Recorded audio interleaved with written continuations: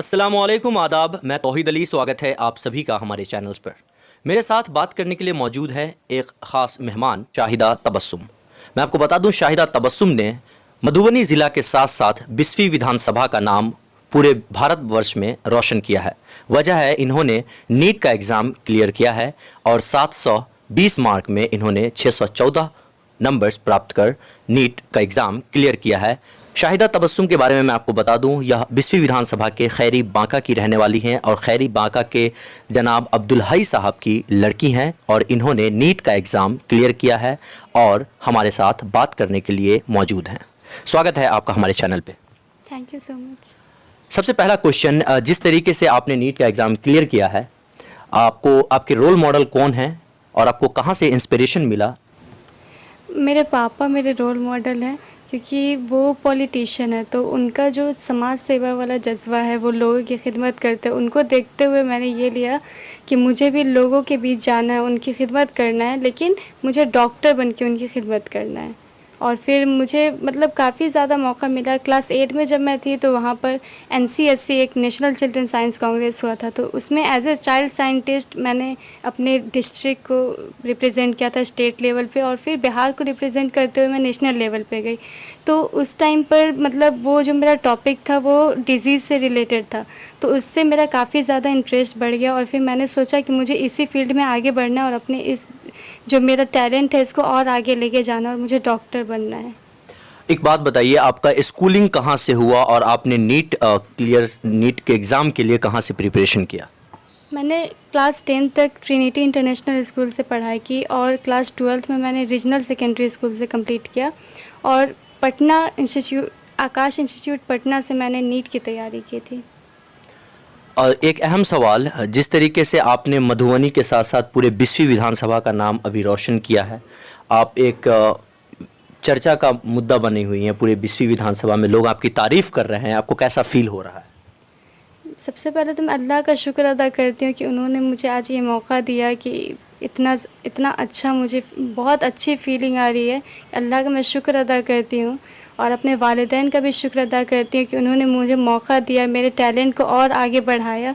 क्योंकि बहुत सारे बच्चे होते हैं जिनके अंदर टैलेंट होता है, लेकिन फैमिली सपोर्ट नहीं होने के कारण वो अपने टैलेंट को और ज़्यादा आगे नहीं ले जा पाते हैं। तो मुझे फ़ख्र है कि मेरे फैमिली ने सपोर्ट किया और उन्होंने मुझे काफ़ी ज़्यादा मोटिवेट किया, जिसकी वजह से मैं आज यहाँ पर पहुँच पाई।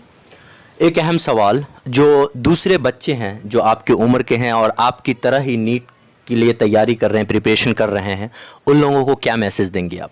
किस तरीके से तैयारी करना चाहिए और किस तरीके से इजी वे में नीट का एग्ज़ाम क्लियर किया जा सकता है? नीट का एग्ज़ाम बहुत ज़्यादा डिफ़िकल्ट नहीं है। ऐसे होता है कि जब हम लोग पढ़ाई करना शुरू करते हैं तो पढ़ने के लिए हज़ारों किताबें हैं, लेकिन हम लोग को सेलेक्टिव होना पड़ता है। और हमें सबको पता है कि जो बोर्ड्स होता है वो भी NCERT बेस्ड होता है और नीट होता है वो भी NCERT बेस्ड होता है।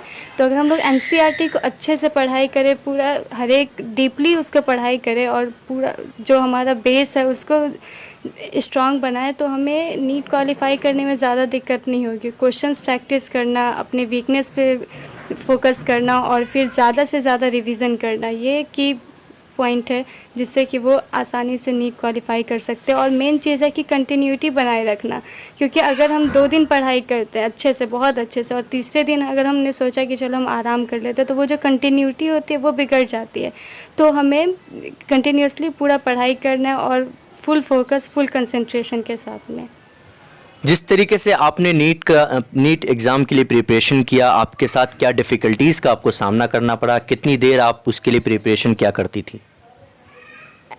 मैंने तो जब मैं क्लास 11th में गई थी तो वहाँ पर मुझे क्लास 11th में मैं थोड़ा लेट गई थी, तो मुझे लास्ट बैच मिला था जिसमें कि ज़्यादा अच्छे फैकल्टी नहीं होते हैं। तो उसमें वहाँ पे मेरे लिए चैलेंज था कि मुझे अपने आप को बेस्ट बैच में डालना था ताकि मुझे बेस्ट टीचर से पढ़ाई करनी पड़े। तो उसके लिए मैंने बहुत ज़्यादा मेहनत की, बहुत ज़्यादा जो टीचर्स पढ़ाते थे उसके अलावा मैं अपनी तरफ से 100% देती थी, जिसकी वजह से मुझे अच्छा बैच मिला, अच्छे टीचर्स मिले। और फिर कोविड-19 की वजह से मैं घर पे आ गई। तो लेकिन ऐसा हो रहा था कि बहुत जगह बच्चे परेशान थे कि घर पे हम लोग की पढ़ाई नहीं हो पा रही है, लेकिन मुझे लग रहा है कि ये मेरे लिए काफ़ी ज़्यादा अच्छी चीज़ थी कि मुझे घर पे रह के अपनी फैमिली के बीच रह कर के तैयारी करने का मौका मिला।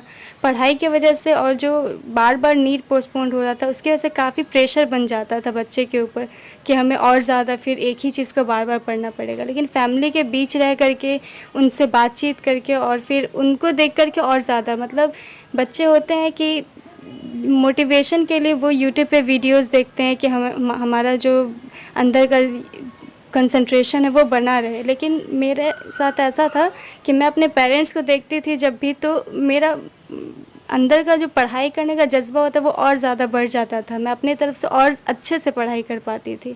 जिस तरीके से नीट का एग्ज़ाम्स डेट आए थे और उसके बाद कई जगह स्टूडेंट्स ने उसका विरोध भी किया था उस एग्ज़ाम डेट्स को लेकर, आपके मन में क्या था, एग्ज़ाम होना चाहिए था या नहीं होना चाहिए था? मैंने मतलब ऐसे पढ़ाई की थी कि मुझे कुछ फ़र्क ज़्यादा नहीं पड़ रहा था कि नीट पोस्टपोन्ड हो रहा है या नहीं। बस मैं ऐसे पढ़ रही थी कि अगर कल भी नीट हो जाए तो मैं उस देने के लायक रहूँ, इस एग्ज़ाम को देने के लायक रहूँ, मैं अपना 100% दे पाऊँ। तो उधर मैंने ज़्यादा फोकस नहीं किया था। मैंने सोचा था कि जब भी नीट हो जाए बस मुझे अच्छा नंबर लाना है और क्वालिफ़ाई करना है। बदलता हिंदुस्तान की तरफ से आपको बहुत बहुत मुबारकबाद इस नीट का एग्ज़ाम क्लियर करने के लिए। और एक आखिरी सवाल मैं आपसे पूछूंगा, ख़ास तौर पे अगर हम 20वीं विधानसभा की बात करें, हमारे क्षेत्र की बात करें, तो यहाँ पे एजुकेशन का स्तर काफ़ी डाउन है। आप एक लड़की भी हैं और आपने नीट का एग्ज़ाम क्लियर किया है। आप 20वीं विधानसभा के लिए फ्यूचर में अगर आप डॉक्टर बनती हैं, हमारी शुभकामनाएं आपके साथ है। फ्यूचर में बेहतर डॉक्टर बनने के बाद अपने क्षेत्र के लोगों के लिए क्या आप करेंगी? सबसे पहले तो मैं ये चीज़ देखती हूँ कि यहाँ पर डॉक्टर्स की बहुत कमी है। तो मैं किसी बाहर जगह जा कर के नहीं, बल्कि अपने ही इलाके में मैं एक अच्छा सा हॉस्पिटल बनाऊँगी इंशाल्लाह, और फिर यहीं रह कर के मैं यहाँ के लोगों की खिदमत करूँगी, ना कि कहीं बाहर जा कर के, क्योंकि यहाँ सबसे ज़्यादा ज़रूरत है इस चीज़ की। ये थी शाहिदा तबस्सुम, जिन्होंने नीट का एग्ज़ाम क्लियर किया है और 20वीं क्षेत्र के साथ साथ पूरे मधुबनी ज़िला का नाम रोशन किया है। फिलहाल के लिए बस इतना ही। तमाम अपडेटेड खबरों के लिए देखते रहें बदलता हिंदुस्तान।